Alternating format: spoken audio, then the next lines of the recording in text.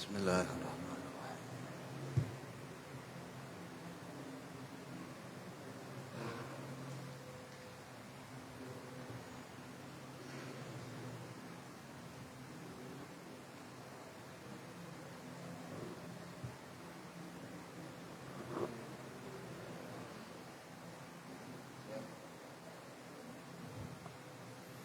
Bismillahirrahmanirrahim.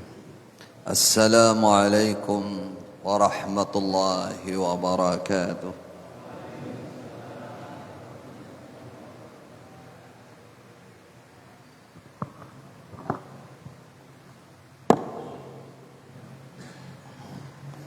Alhamdulillahi rabbil alamin.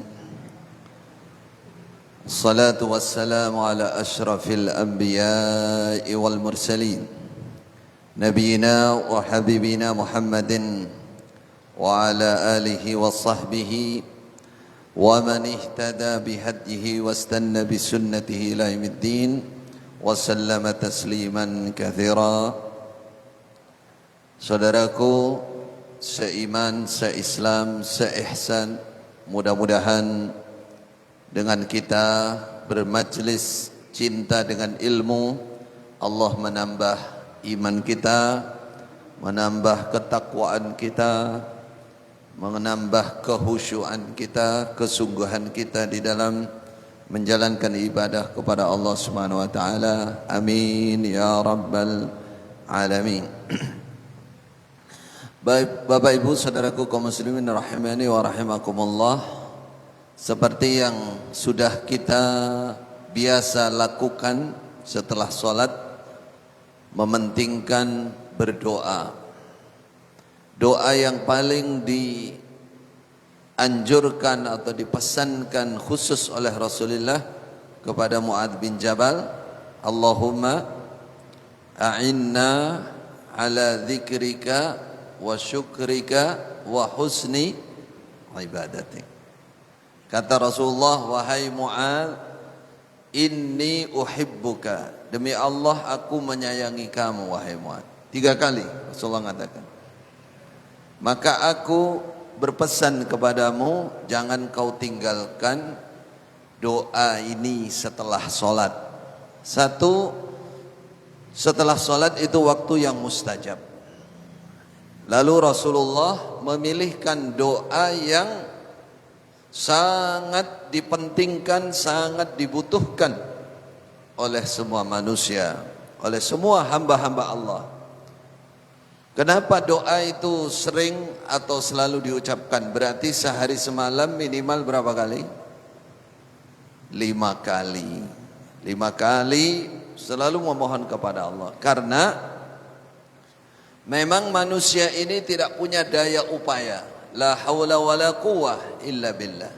Dalam 3 hal ini khususnya berat, orang menyempurnakan berat sekali. Walaupun hitungannya hanya 3, kalau diucapkan ringan dan artinya juga langsung bisa dipahami. Tapi wa qalilun mimma ya'malun. Masih sedikit orang-orang yang mencapai kesuksesan hakiki pada 3 doa ini. A'inna ala dzikrika, ya Allah tolong hambamu, tolong ya Allah, bantu kuatkan untuk selalu berzikir kepadamu. Nih, coba kita lihat. Mayoritas di antara kita atau lebih banyaknya di antara kita masih kurang zikirnya kepada Allah. Coba dari seakan surga di depan mata saya. Wes kaya-kaya swarga wis ning arep, wis khusus konsentrasi tak. Ibadah khusyuknya sungguhnya. Tapi kalau saya sudah pulang bertemu dengan anak, istri, ya, menjadi penting untuk diulang-ulang karena banyak manusia tidak mampu, berat. Kalah sama nafsunya, kalah sama setannya, kalah sama godaan dunia. Selama orang melek itu, ya, ngelihat makanan, ngelihat wong ayu, sing wong ayu ngelihat wong ganteng delok apa ngono, sudah mata ini sudah penuh. nggak kemana-mana tapi HP-nya nyala terus. Nah, melihat apa bola, melihat apa sampai apal nama pemain pemula. Sopo sing ngegol niki mau? Sopo sing entuk? Apal. Ndelok wong ayu, ndelok wong apa ngono. Ijazah palsu, ijazah asli, deloki kabeh. Yang diingat itu penuh pikirannya. Bukan zikir kepada Allah. Jauh dari Allah Subhanahu wa taala. Itulah kelemahan kita. Makanya berdoa. Ala dzikrika wa syukrika. Begitu juga orang bersyukur. Wa qalilun min ibadi asyakur. Sungguh sedikit orang yang ahli bersyukur. Kalau bersyukur saja banyak.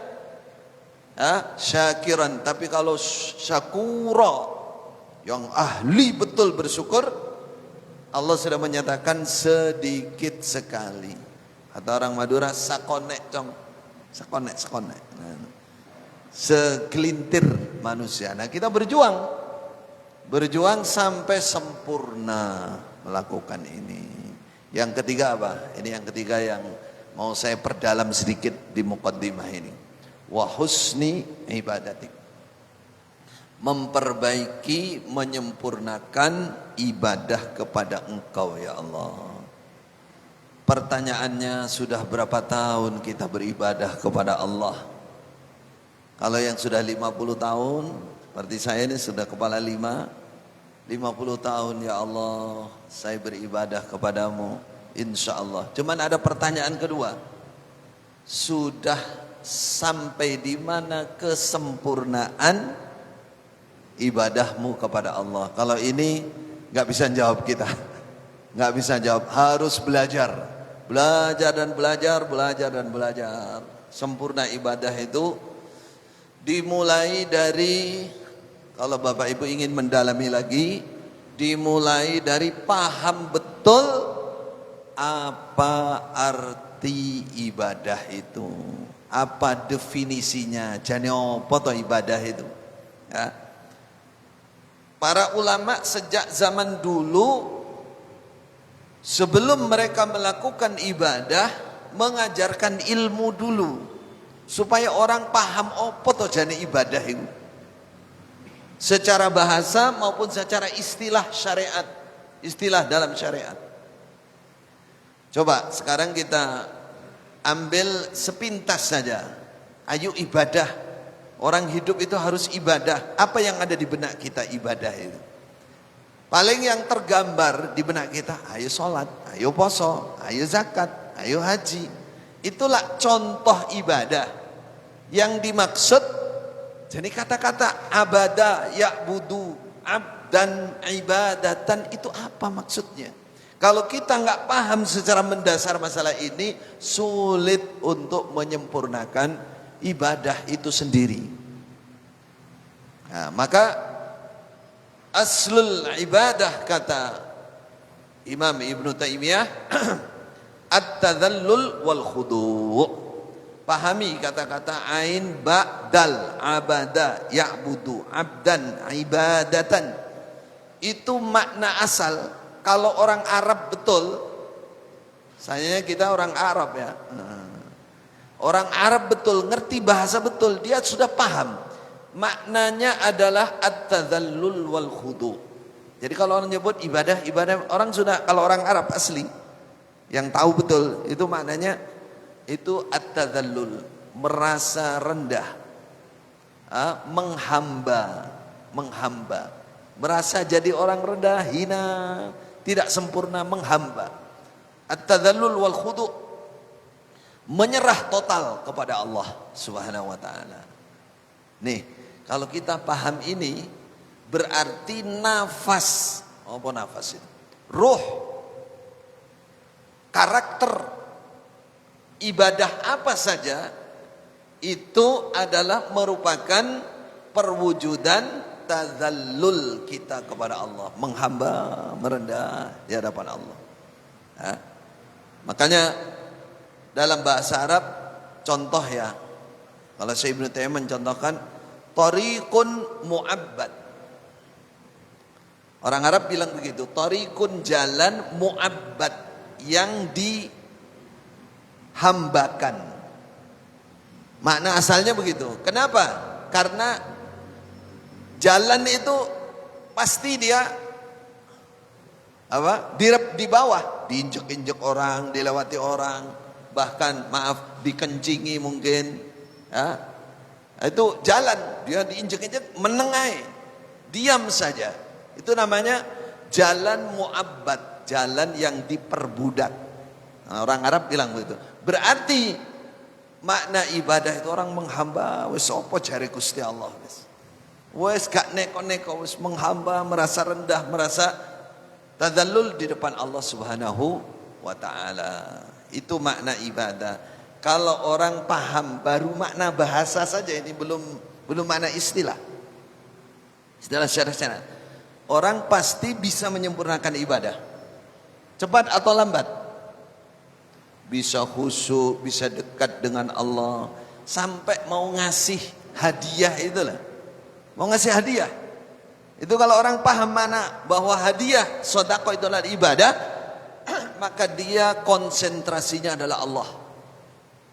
Innama nut'imukum liwajhillah. Saya kasih makan kalian ini, saya mencari wajah Allah. Saya ingin dilihat oleh Allah, ingin jadi konsentrasinya Allah. Ya Allah, saya punya sedikit ini, saya niatkan mencari keikhlasan, mencari ridhamu, mencari rahmatmu. Begitu suara hatinya, sehingga dia berikan, nggak ngelihat orang sudah.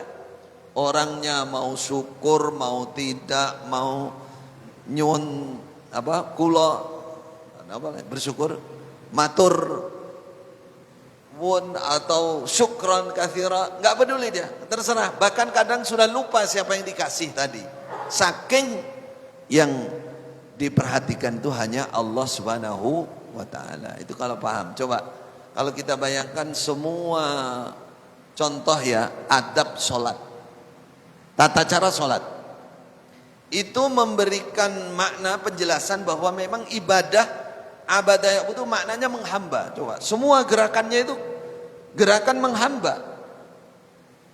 Allahu Akbar. Selama ini coba hayati, kita Allahu Akbar itu apa maksudnya? Gak paham kan kita? Padahal itu kata para ulama itu gerakan angkat tangan ini pertanda kita menghamba kepada Allah, kita takluk, kita menyerah total. Nah, karena gak paham maksudnya dari makna ibadah itu sendiri, akhirnya angkat tangan pun malas. Ada yang cuman Allah Pawalid sani Allah Akbar. Padahal aturannya kan sini atau sini, pundak atau telinga, dan diucapkan dengan khusyuk. Allahu Akbar. Angkat tangannya tok ini sudah ada makna ibadah di situ. Menghamba kepada Allah, apalagi ruku. Ruku itu jelas menghormat, tapi kenapa kita tidak bisa menyempurnakan ruku? Bahkan ruku masih ungkung-ungkung sudah berdiri, nggak tahan dengan ruku. Kenapa? Karena belum paham makna ibadah. Gerakan sholat itu gerakan ibadah, gerakan menghamba kepada Allah. Apalagi sujud, wah itu di situ rahasianya. Kalau kita bertanya, kenapa Rasulullah sepertiga malam itu sujudnya bisa 1 jam kurang lebih, sujud 1 jam. Nah, seperti baca surah Al-Baqarah itu kan hampir 3 juz. Hampir 3 juz itu kalau bacaan cepat 1 jam kurang lebih. Tapi Rasulullah nggak baca surat, berdoa menghamba. Di situ rahasia keindahan munajat dengan Allah, berbisik dengan Allah. Baru posisinya tok itu sudah merendah. Ya Allah, sayangi hambamu, ampuni dosanya, hambamu banyak keperluan ya Allah. Karena dia paham mana ibadah itu begitu itu. Seperti itu. Jadi kalau sudah begitu, sujud itu mau ngangkat itu rasanya eman gitu. Masih ada aja yang mau dibicarakan, dimunajatkan, dibisikkan kepada Allah Subhanahu wa taala. Makanya ketika Khalifah Umar ya, contoh Khalifah Umar, ketika beliau ditusuk darah sudah mengalir terus, Ya. Apa yang beliau katakan kepada Ibnu Umar? Tidurkan saya, tempelkan wajah saya ke tanah. Kata Khalifah Umar, tempelkan saya. Padahal darah sudah mengalir, hampir mati. Tempelkan ke tanah. Apa yang diucapkan ketika beliau nempel di tanah itu? Ini contoh makna ibadah. Tadallul menghamba kepada Allah. Yang diucapkan, waila ummi idza lam yaghfirillahu Umar, katanya. Sungguh rugi ibuku jika melahirkan yang namanya Umar sampai saat ini belum diampuni oleh Allah. Jadi minta ditempelkan ke tanah, merendah dulu daman. Ya Allah, aku hambamu yang lemah, aku butuh pengampunan engkau. Itu contoh orang paham makna ibadah. Ini baru bahasa nih. Makanya dalam Al-Quran, kalau kita mau meneliti, banyak sekali pujian Allah kepada orang-orang atau makhluk yang dia sempurna ibadahnya kepada Allah. Husni ibadatik. Siapa mereka? Contohnya para malaikat. Hum ibadun mukramun, bal ibadun mukramun. Lafadznya di Quran. Bahkan mereka para malaikat itu adalah hamba-hamba. Ibadun itu abdun, abada. Hamba-hamba, makhluk maksudnya makhluk yang beribadah sungguhan, sempurna ibadahnya kepada Allah. Bal ibadun mukramun. Para nabi, para rasul juga begitu. Abdan syakura, innahu lamma kana Abdullah yad'uhu kadu yakununa alaihi libadah. Yang paling banyak disebut dalam Al-Quran Rasulullah dengan sebutan Abdullah. Abduhu Abdullah wa rasuluh, itu Rasulullah. Kenapa? Karena sifat penghambaannya, tadallulnya tadi, merendahnya kepada Allah dalam segala bentuk ibadah apapun sangat sempurna. Ya tadi sempurnanya itu merasa merendah di hadapan Allah Subhanahu wa taala. Ya. Itu penjabaran tentang husni ibadati, sempurnanya beribadah kepada Allah. Tadi saya katakan itu usahanya kalau kita paham makna dari apa itu ibadah. Kalau disimpulkan, ibadah itu ya menghamba, bahasa kita, menghamba dalam segala bentuk tata cara ibadah. Kita menghamba kepada Allah. Ingat, saya hamba Allah, saya yang lemah, saya yang membutuhkan pertolongan dan seterusnya. Definisi ibadah secara umum oleh Imam Ibnu Taimiyah dikatakan, al-ibadah huwa ismun jami' likulli ma yuhibbuhullah wa yardahu minal aqwali wal a'mali al-batinah wal zahirah. Al-batinah wal zahirah. Yang disebut ibadah itu adalah segala sesuatu, apa saja, nama penamaannya apa saja. Yang penting sesuatu itu dicintai oleh Allah, diridhai oleh Allah, membuat Allah cinta dan membuat Allah ridha. Apakah itu ucapan, apakah itu perbuatan, baik yang tampak dengan lisan kita, anggota badan kita, atau yang tidak tampak, yang ada dalam hati, masalah takwa, masalah iman, masalah khusyuk, masalah keyakinan yang ada di dalamnya. Itu adalah ibadah. Jadi ibadah itu setelah dilihat dalam syariat, dalam Al-Quran, dalam hadis, kalau disimpulkan segala sesuatu apa saja, ucapan, perbuatan kita yang tampak, yang tidak tampak, yang membuat Allah senang, membuat Allah ridho, Allah meridhoi, Allah menyenangi, mencintai, maka itu ibadah. Kalau disimpulkan yang lain, tidak bertentangan, bahkan diperintahkan atau disunnahkan atau dianjurkan atau dimotivasi untuk dilakukan oleh Allah dan Rasulullah sallallahu alaihi wasallam. Seluruh bentuk kebaikan itu pasti bisa masuk ke dalam kategori ibadah. Apa contohnya? Contohnya ucapan Rasulullah, al-iman bid'un wa sab'un syu'bah. Iman itu lebih dari 70 cabang, 60 atau 70. Afdaluha qaulu la ilaha illallah.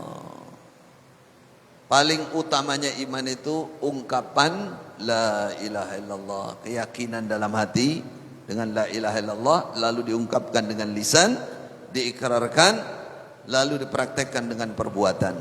Wa imatatul adza wa adnaha imatatul adza 'anit thariq.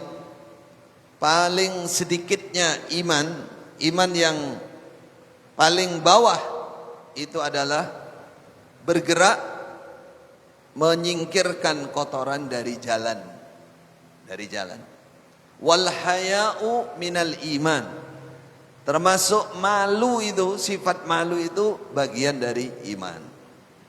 Iman itu kebaikan, iman itu ibadah. Itu contoh sebuah hadis menunjukkan la ilaha illallah itu ibadah kalau kita ucapkan. Itu menunjukkan iman, itu berpahala. Bahkan itu yang paling tinggi karena itu tauhid. Kemudian sampai pekerjaan remeh seakan hanya aktivitas keduniaan saja, dalam Islam jika dilakukan dengan keikhlasan menjadi ibadah. Sampai senyum kata Rasulullah, ya, tabassumu kali akhika shadaqah. Mau ngasih uang nggak punya, makanan nggak punya, ini nggak punya, sudahlah tebar senyum saja, nggak bayar. Loh itu sedekah tuh. Kalau ikhlas maksudnya apa? Dia senyuman itu memberikan kebahagiaan kepada saudara muslim yang lain, tidak memasukkan kesusahan. Kalau kita merengutkan, minimal orang lain susah. Lapo aku, apa salahku? Orang lain mikir. Tapi kalau kita senyum kan, ya pasti melu seneng ya. Nah, pokoknya jangan senyum-senyum di mana-mana. Nah, pas ada orang saja. Jadi takrif dari ibadah ini ternyata menyeluruh. Nah, berarti kalau kita mau sempurna tadi, lakukan kebaikan-kebaikan, jangan pernah meremehkan kebaikan sekecil apapun. Lalu kembalikan ke makna tadi, makna bahasa. Lakukan itu dengan ketulusan karena menghamba kepada Allah subhanahu wa ta'ala. Coba yang sering kita dengar, 3 orang yang masuk gua itu. Kenapa mereka langsung mustajab doanya? Padahal yang satu berbuat baik kepada orang tua, yang satu menghindari perzinaan, pelanggaran laki-laki perempuan, yang satu memegang amanat, upahnya pekerja dia pegang, dia kembangkan. Apa yang membuat 3 aktivitas ini menjadi sesuatu amalan yang tinggi di hadapan Allah? Nilainya apa? Bukti ketinggiannya itu batu yang sebesar itu bisa terbuka tanpa harus didorong, tanpa pakai alat. Bukankah itu sesuatu yang ajaib? Bukankah itu sesuatu yang hebat? Kalau sekarang dikatakan waliullah itu. Padahal yang dikerjakan apa? Birrul walidain, berbuat baik kepada orang tua, menghindari pelanggaran kemaksiatan dengan wanita yang bukan mahramnya, dan menjaga amanat. Kelihatannya simple, tapi dengan pekerjaan itu dia lakukan karena paham atau karena dasarnya adalah ibadah kepada Allah. Apa tadi makna ibadah? Karena merendah, menghamba, berharap hanya kepada Allah, ya. Dilakukan dengan itu, maka nilainya menjadi tinggi di hadapan Allah Subhanahu wa taala. Nilainya menjadi tinggi. Dari mana kita tahu bahwa itu dilakukan dengan paham makna ibadah? Dari pernyataan doanya 3 orang itu. Coba dalam doanya itu mereka sebutkan, ya Allah, satu persatu, jika engkau memang mengetahui, melihat betul bahwa aku melakukan ini semua karena takut kepadamu, karena ingin berharap hanya ridhamu ya Allah. Itu namanya paham makna. Jadi dia melakukan berbuat baik kepada ibunya, kepada bapak ibunya, dia bukan karena hanya bapak ibunya banyak jasa, bukan hanya itu, tapi karena memang mencari ridha Allah. Begitu pula yang tidak jadi melanggar perzinaan padahal sudah ngasih ongkos yang diminta sudah dikasih 100 dinar. Coro cowek karek apa? Karek mencolot mencolot malah ra kena. Karek numpang tidak mau. Dia katakan ittiqa karena aku takut kepadamu ya Allah. Berarti yang diingat Allah tuh. Maka buka pintu, buka batu ini, terbuka saudara. Yang ketiga, ya Allah, walaupun upah ini asalnya sedikit, saya pegang amanat ini, tidak ada orang melihat, tidak ada orang tahu. Saya hanya takut kepadamu ya Allah, ini amanat, ini punya orang lain. Saya hanya mencari ridhamu, maka bukalah pintu ini. Terbuka betul. Ada orang keluar dari rumah hanya menyingkirkan duri dari jalan. Hanya menyingkirkan duri dari jalan. Oleh Allah disyukuri, diampuni dosanya, dimasukkan ke surga. Coba, dimasukkan ke surga. Maka kata para ulama, jangan meremehkan kebaikan apapun, sekecil apapun. Lakukan dengan niat, kalau dibahasakan ibadah pada Allah, menghamba kepada Allah. Ini perintah Allah, ini mencari ridha Allah, seperti itu. Maka bernilai sesuatu yang agung. Nyingkirkan, disyukuri, masukkan surga itu oleh Allah. Jadi saudaraku yang dirahmati Allah, ini pembicaranya adalah menyempurnakan ibadah. Mari sempurnakan ibadah. Kata Khalifah Umar dalam sebuah riwayat, ada di antara kita sudah 40 tahun la tuqbal balagha arba'ina sana la tuqbal minhu salatun. Tidak diterima dari dia satu salat pun. Para ulama mengartikan tidak diterima total atau tidak diterima dengan sempurna. Masa kita ibadah 40 tahun enggak diterima? Enggak diterima total, tidak mungkin. Maka kata para tidak sempurna diterimanya oleh Allah, masih ada kekurangan. Maka hal ini perlu pendalaman, perlu pemahaman yang mendalam dari kita, bahwa ibadah itu pahami makna bahasa dan pahami makna secara istilah. Makna bahasa itu menghamba, sehingga nanti kalau kita praktekkan dalam kehidupan ini, setiap kita mau ibadah kita ingat, saya harus menghamba, saya harus merendah, saya merasa membutuhkan Allah, saya manusia yang lemah, saya manusia yang kurang. Sehingga nanti ilmunya tidak membuat dia sombong, hartanya tidak membuat dia sombong.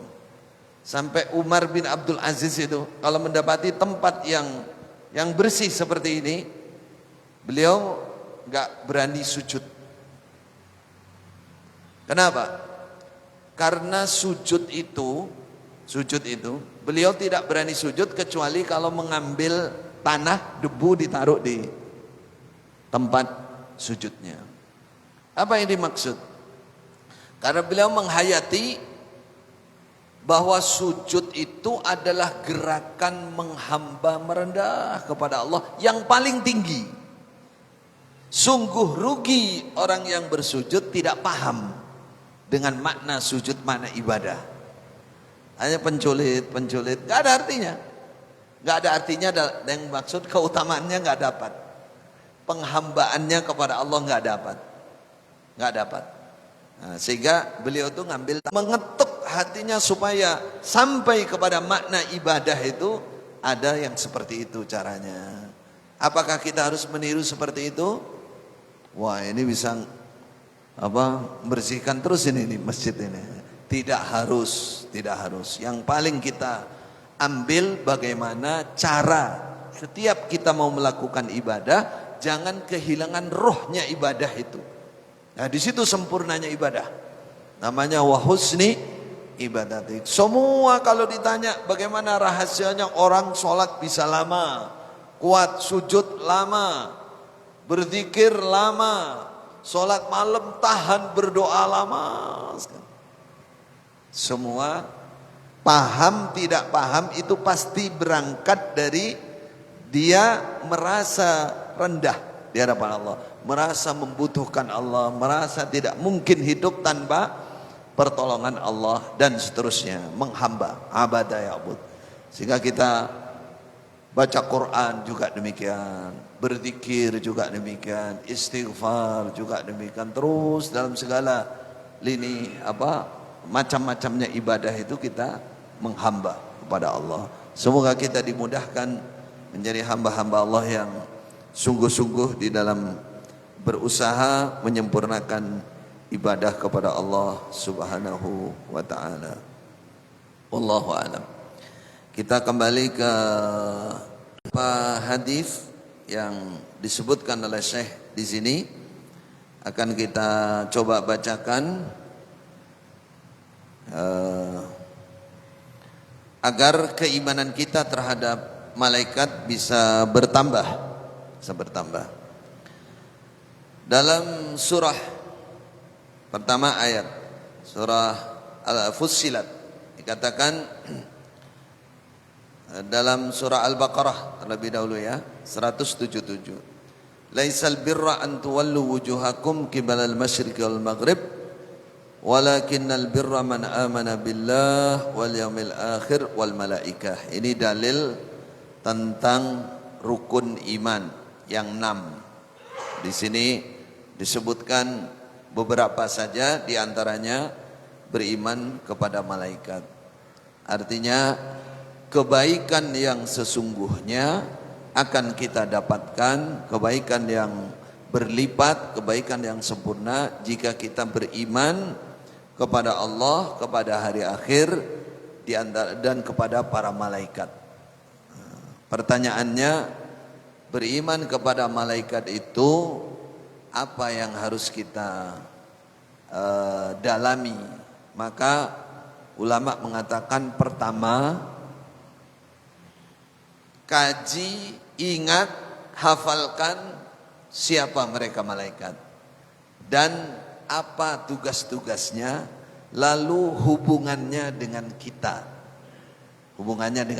sebagai manusia.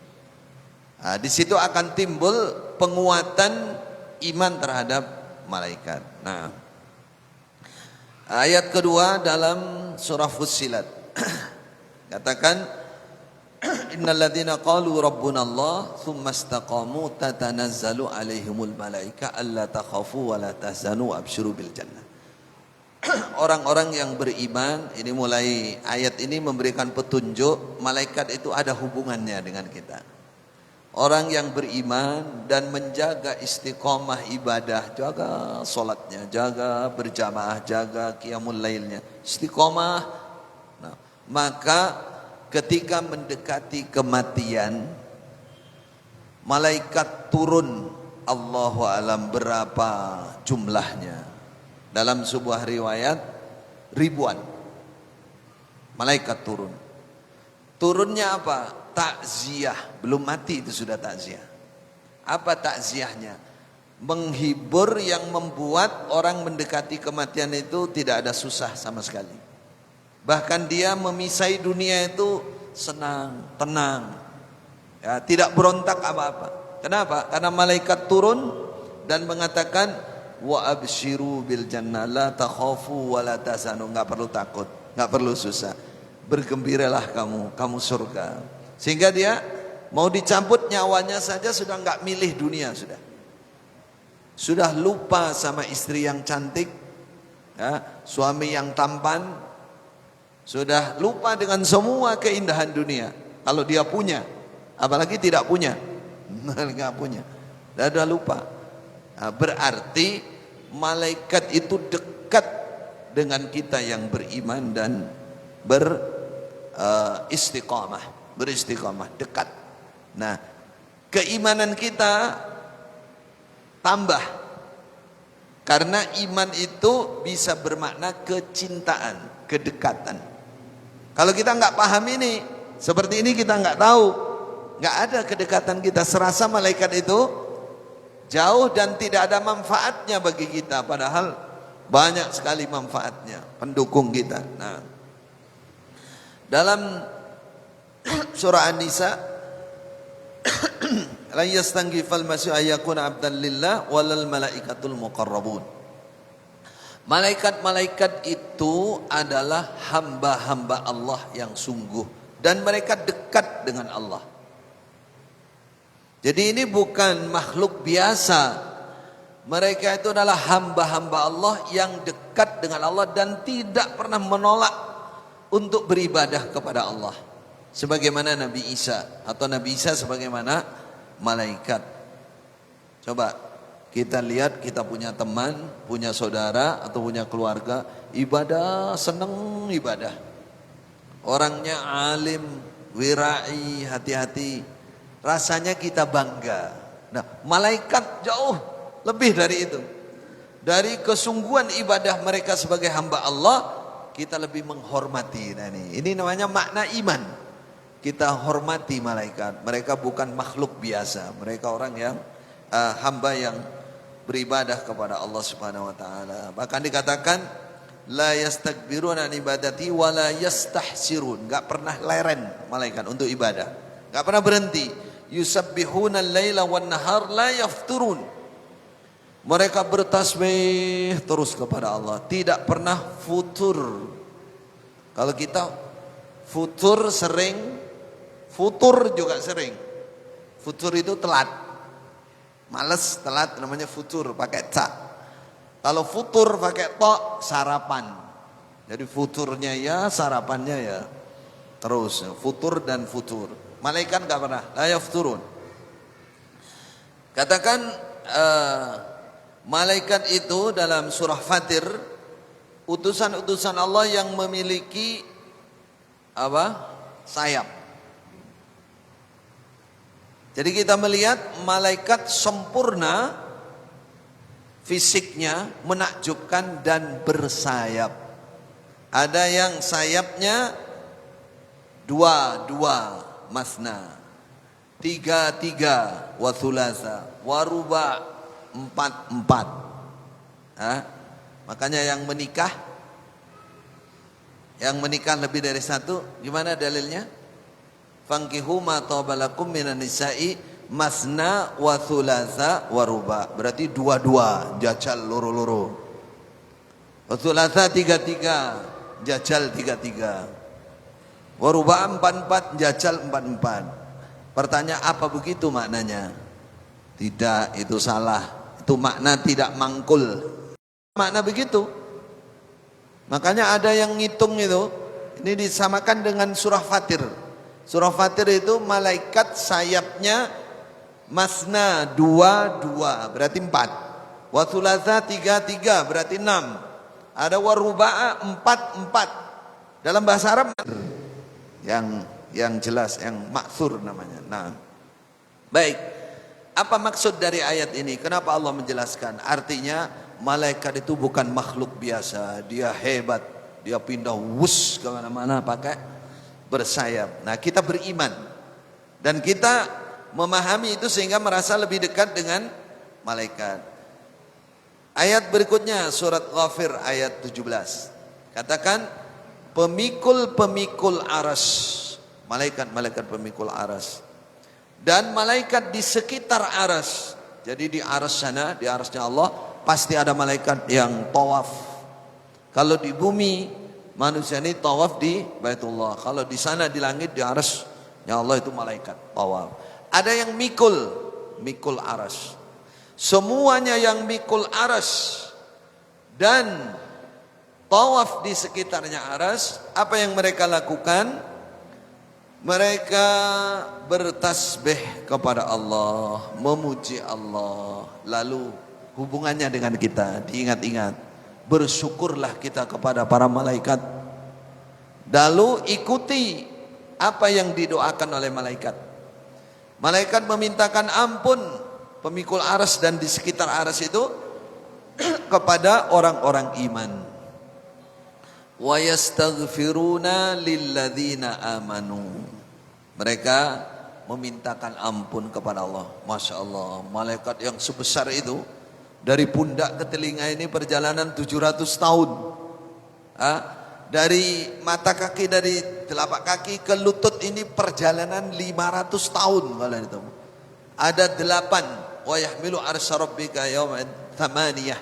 8. Itu bersuara memohonkan ampun untuk kita yang beriman.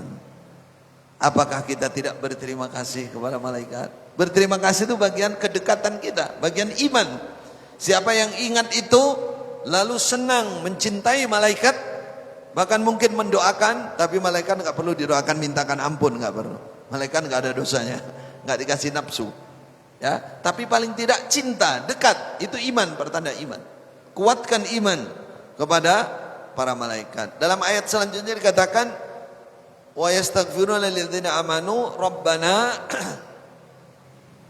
katakan wa adkhilhum faghfir lilladzina tabu wattaba'u sabilak. Diingat, iman, bertobat dan mengikuti jalan Allah.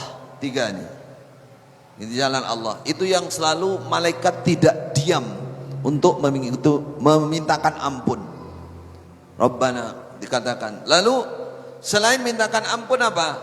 2. Rabbana wa adkhilhum jannati adnin. Dimintakan ampun oleh malaikat yang punya 3 sifat ini tadi. Lalu mereka berdoa, ya Allah, masukkan orang-orang itu ke dalam surga bersama jannah wa man salaha min abaihim, yang soleh dari bapak mereka, wa azwajim, istri-istri mereka, wa dzurriyyatihim, dan anak turun mereka. Masukkan ya Allah, jadikan satu kawasan yang berdekatan. Jadi bersama lagi di surga. Jannah. Terus ya, doa yang ketiga, pertama pengampunan, 2 masuk surga, ketiga waqihimus sayyiat. Jaga mereka dari keburukan-keburukan ya Allah. Kita didoakan. Insya Allah kalau doanya malaikat makbul apa tidak ya kira-kira? Makbul. Terus malaikat diciptakan dari cahaya. Ini enggak sembarangan. Dari cahaya, menunjukkan sesuatu yang tinggi, makhluk yang mulia di sisi Allah. Kalau jin, iblis,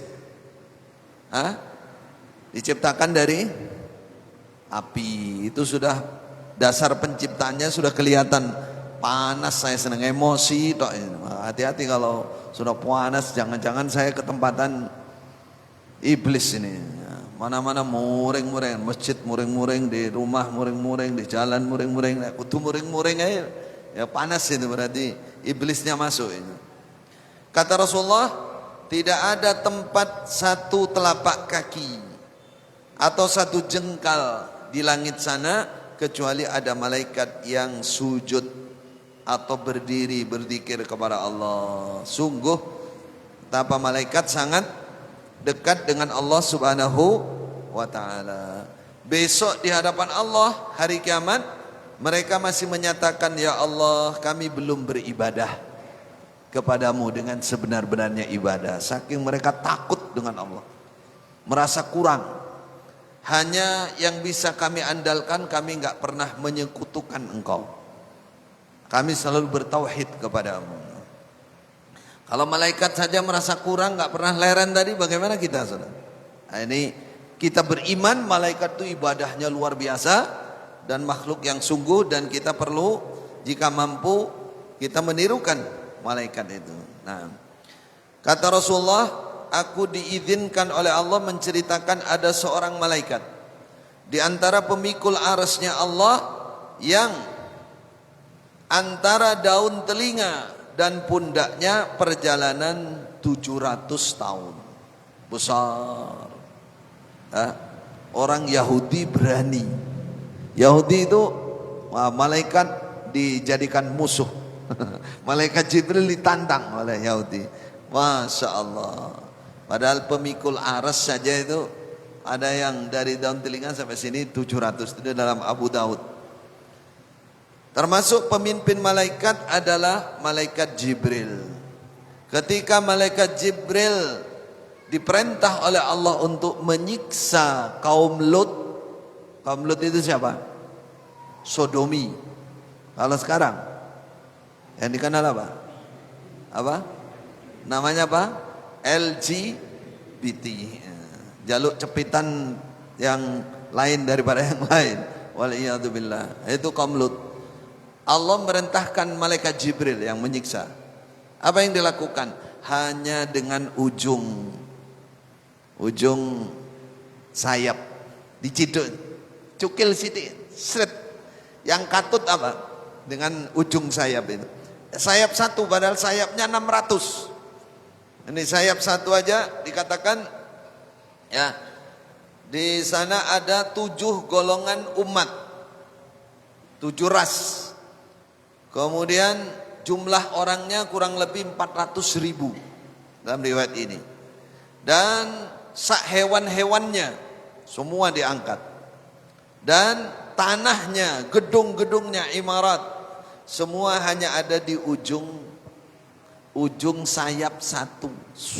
Diangkat sampai mendekati langit sana. Sampai malaikat mendengar suara ayam, katakan ini suara ayam, suara anjing. Lalu dikembalikan ke bawah. Hanya ujung satu sayap. Allahu Akbar. Bagaimana Allah? Malaikatnya saja segitu besarnya. Bagaimana Allah? Jawabannya Allahu Akbar. Allahu Akbar. Dalam riwayat katakan sayapnya 600. Setiap sayap itu kalau dibentang satu sayap itu bisa menutupi ruang hampa udara itu. Satu sayap. Dan selalu menetes dari sayapnya at-tahawil wad-dur wal yaqut. Mutiara-mutiara, berlian-berlian. Jadi kalau ngepakkan sayapnya itu hujan. Kalau kata para ulama, begitulah kemungkinan yang ada di dalam tanah, dalam apa itu, dari sayapnya malaikat Jibril itu. Karena setiap begini dia menurunkan warna-warni dari mutiara dan batu permata dan lain-lain. Nah, maka yang pakai perhiasan itu ya ingat malaikat Jibril, bersyukur. Dikatakan malaikat Jibril pernah memakai pakaian yang berwarna hijau. Baik, aku melihat Jibril turun. Qad mala'a ma bainal hafiqain, kata Rasulullah, turun dari atas sana memenuhi langit. Allahu Akbar. Itulah malaikat Jibril, dikatakan afdalul malaika. Suatu saat malaikat Jibril mendatangi Rasulullah dan menangis. Hamba Allah, malaikat yang segitu hebatnya itu menangis. Ketika dia menangis, Rasulullah mengatakan, ma yubki, apa yang membuat engkau menangis wahai malaikat? Kau segitu hebatnya kok menangis? Apa kata malaikat Jibril? Wa ma li la abki, kenapa aku tidak menangis? Ya. Apa mungkin aku bisa tidak menangis? Fa wallahi ma jaffat li ainun mundu khalaqallahu nar. Mataku tidak pernah kering dari air mata semenjak Allah menciptakan api neraka. Malaikat Jibril melihat, sering melihat, sehingga beliau menangis betapa beratnya api neraka, betapa beratnya siksa di neraka, betapa panasnya. Itu malaikat Jibril menangis. Kenapa kau nangis? Makhafata an a'siyahu fayakdhifani fiha. Aku takut kalau sampai menentang Allah, aku dilemparkan ke dalam neraka. Padahal malaikat tidak ada yaumul jaza, nggak ada hari pembalasan, dan nggak dikasih nafsu seperti kita. Ya? Kalau kita ini kan nafsunya penuh, apalagi sudah makan daging, makan apa, ya, tinggi nafsunya. Kalau itu iman, wah bahaya besar. Kata Rasulullah, wahai malaikat Jibril, apa enggak sering-sering saja ke sini, aku senang. Apa kata malaikat Jibril? Muhammad, aku ini tidak bisa bergerak sedikit pun kecuali dengan izin Allah Subhanahu wa taala. Malaikat sangat mentaati Allah. Kedua, sehebat itu taatnya luar biasa kepada Allah. Lah kita sekecil ini penentangannya luar biasa kepada Allah. Banyaklah bertobat. Malaikat yang sebesar, yang sehebat itu tidak ada yang menentang Allah. Bagaimana kita? Suatu saat Rasulullah melihat malaikat Mikail. Ya. Kata Rasulullah, wahai Jibril, saya belum pernah melihat Mikail tertawa. Senyum aja ora tahu. Wis pokoke kaya wong susah ae. Kenapa? Ada apa? Apa kata malaikat Jibril? Ma dhahika Mikail mundu khuliqat annar. Sama dengan malaikat Jibril tadi. Mikail tidak pernah tertawa semenjak api neraka diciptakan. Berarti para malaikat itu sebelum itu, semenjak Allah menciptakan api neraka, takut dia. Takut dengan api neraka. Mikail. Bagaimana rasa takut kita, saudara? Allahu Akbar. Allah mastur auratina wa amin rawatina ya arhamar rahimin. Kita banyak berdoa kepada Allah, saudara. Katakan bahwa ada seorang malaikat pemikul aras, namanya Israfil juga. Dia ujungnya salah satu pojok dari aras dipikul di pundaknya. Sedangkan dua kakinya malaikat ini tembus sampai di bumi yang ke-7 bawah.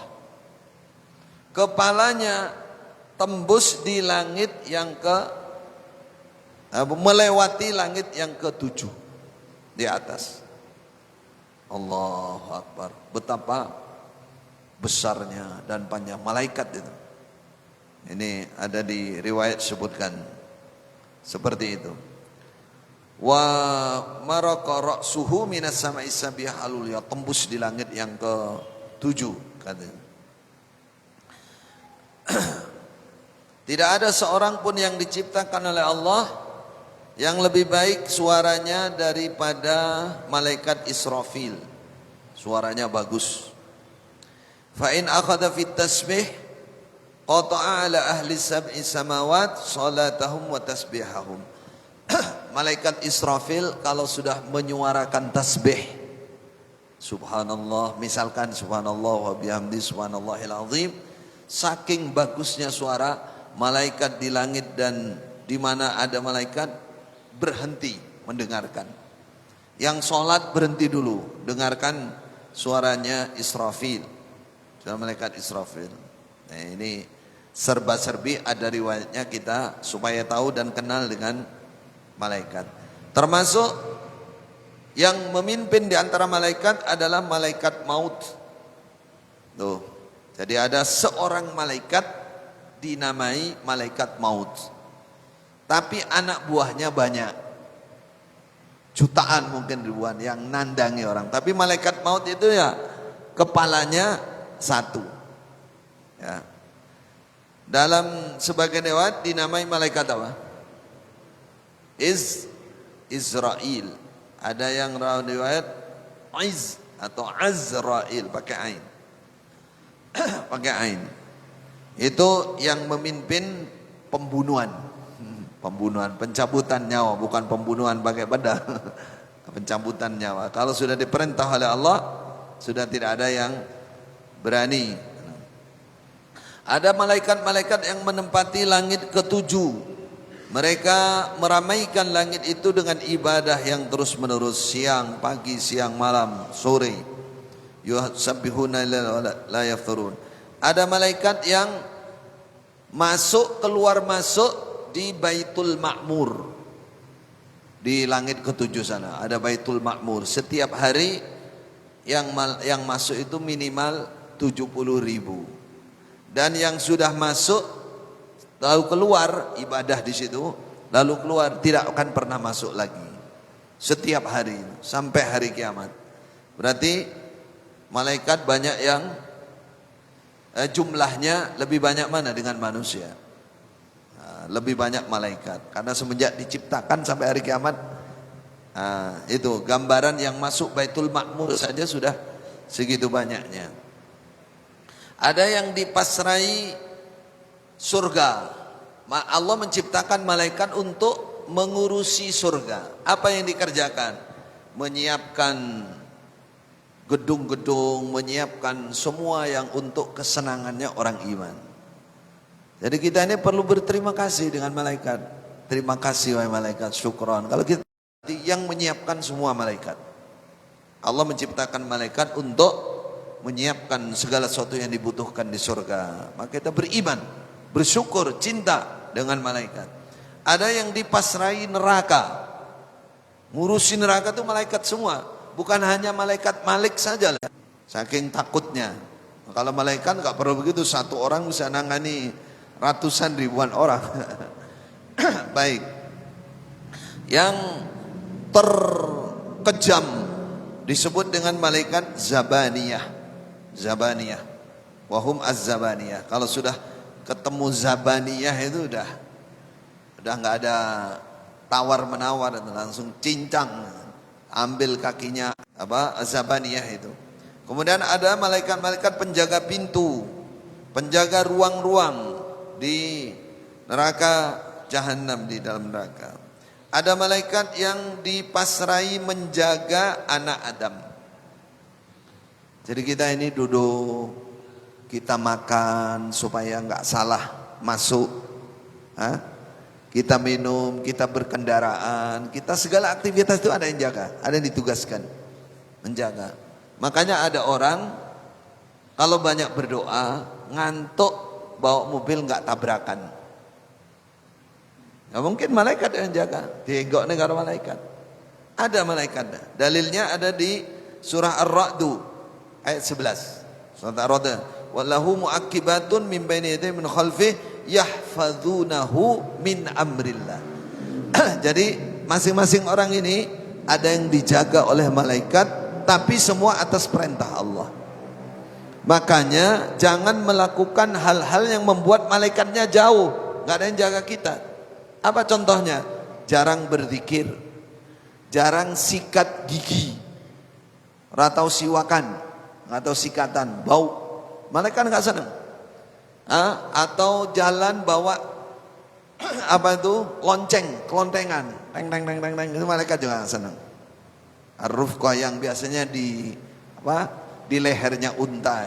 Atau di rumah, di dalam rumah ada anjing atau gambar timbul, gambar makhluk hidup yang timbul atau patung, malaikat nggak masuk.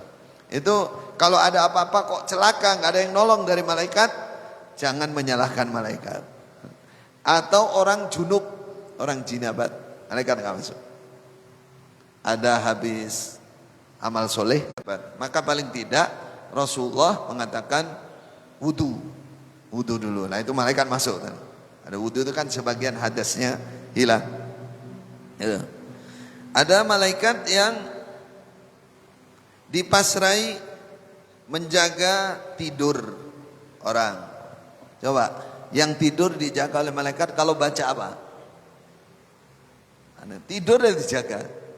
Ayat kursi contohnya dijaga oleh malaikat. Ada petugas malaikat tuh banyak sekali, jutaan. Itu selalu dekat dengan kita.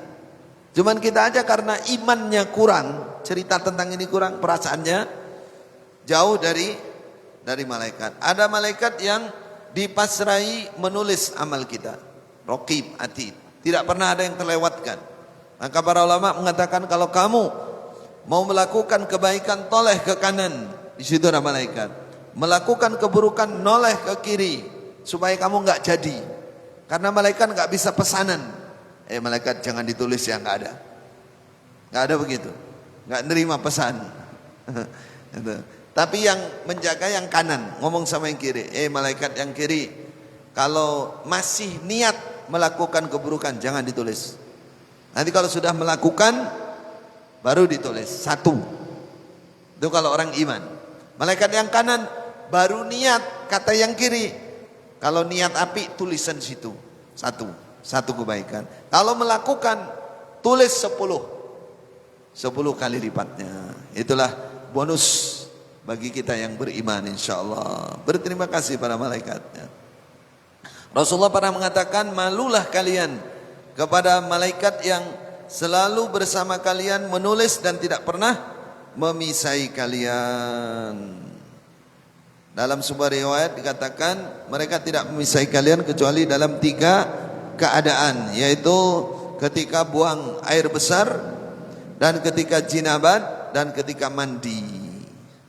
Ketika mandi, maka ketika kalian mandi di tanah lapang, haruslah kalian menutup diri kalian. Jangan di tengah-tengah lapang nggak pakai tutup sama sekali. Malulah kepada malaikat. Ini katakan ya, saya bacakan tadi.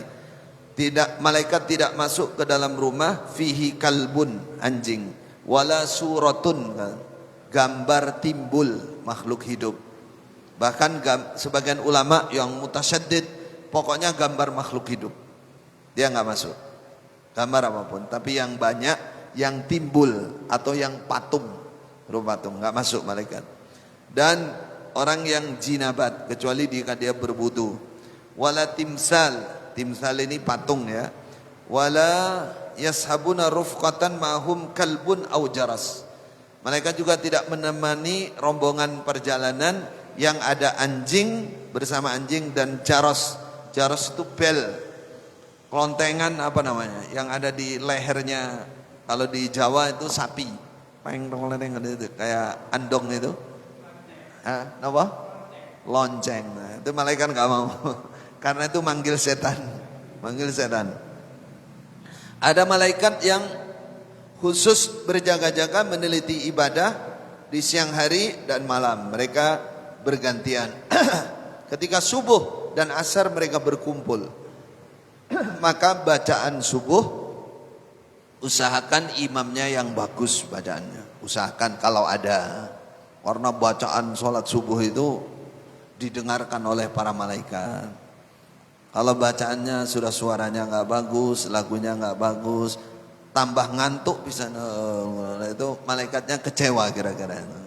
Nah, makanya di ayat sebutkan inna Qur'anal fajri kana masyhuda. Sungguhnya bacaan salat subuh itu disaksikan oleh malaikat. Maka pilih yang terbaik ya. Terakhir dikatakan orang-orang yang berkumpul di masjid membaca kitab Allah, menderes kitabnya Allah, menyampaikan ilmu, maka turunlah kepada mereka ketenangan, dipenuhi dengan rahmat, wa haffathumul malaika, dikelilingi oleh para malaikat. Nih kita sekarang insyaallah sayapnya ditumpuk-tumpuk sampai langit sana. Karena mereka sangat mencintai, sangat menyayangi orang-orang yang duduk di masjid membahas ilmu tentang Al-Quran, tentang hadis, tentang zikir kepada Allah. Maka senanglah kita berada di masjid Baitun min Buyutillah. Demikian tambahan pendalaman tentang iman kepada malaikat. Intinya iman kepada malaikat itu kita mengerti betul siapa mereka, tugas-tugasnya apa, lalu mencintai mereka, merasa dekat dengan mereka, maka mereka pasti dekat dengan kita. Dan datangnya malaikat itu bisa menyerupai seseorang, itu bisa menolong kita, atau hembusan, kata dalam sebuah riwayat, kalau kamu ada perasaan baik, ingin melakukan kebaikan, bisa-bisa itu bisikan malaikat. Tapi kalau kamu ingin melakukan keburukan, maka bisa juga itu bisikan dari setan. Karena malaikat yang dekat. Nah, kita harapannya malaikat cinta dengan kita dekat dengan mereka, selalu mengarahkan, membisikkan